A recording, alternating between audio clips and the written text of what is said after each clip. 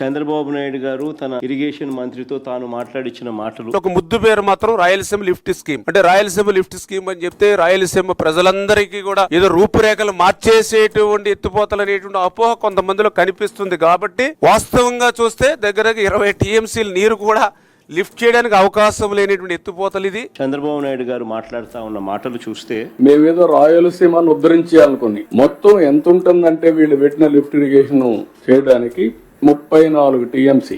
ఏంటి దానివల్ల 20 టీఎంసీ నీళ్లు ఏమైపోతుంది? ఒక రిజర్వాయర్ లో ఉన్నాయి ఈ రోజు 20 టీఎంసీ నీళ్లు. ఇప్పుడు కూడా మాట్లాడతారు సిగ్గు కూడా లేకుండా. వీళ్ళు మాట్లాడుతా ఉన్న మాటలు చూస్తే రేవంత్ రెడ్డితో చంద్రబాబు నాయుడు గారికి ఉన్న రహస్య ఒప్పందానికి అధికార ముద్ర వేసినట్టే. కరెక్ట్ గా రేవంత్ రెడ్డి కూడా ఇదే మాట్లాడాడు. నేను చంద్రబాబు నాయుడు గారి మీద కేంద్ర ప్రభుత్వం మీద ఒత్తిడి తెచ్చి రాయలసీమ లిఫ్ట్ ఇరిగేషన్ ఆపిచ్చిన అధ్యక్ష. రాయలసీమ లిఫ్ట్ అవసరం లేదు అని అంటూ చంద్రబాబు నాయుడు బరి తెగించి మాట్లాడడం కూడా వాళ్ళిద్దరి మధ్య జరిగిన ఒప్పందానికి ఆమోద ముద్ర వేసినట్టే, అధికార ముద్ర వేసినట్టే. స్వలాభం కోసం ప్రజలకు ఎంతటి ద్రోహమైనా కూడా, ఎంతటి మోసమైనా చేయడానికి చంద్రబాబు నాయుడు అనే వ్యక్తి వెనకాడాడు. తన స్వార్థం కోసం పిల్లనిచ్చిన మామను ఎన్టీ రామారావునైనా వెన్నుపోటు పొడుస్తాడు. తన స్వార్థం కోసం చంద్రబాబు నాయుడు జన్మనిచ్చిన సీమను కూడా ఏమాత్రం హెసిటేట్ చేయకుండా వెన్నుపోటు పొడుస్తాడు.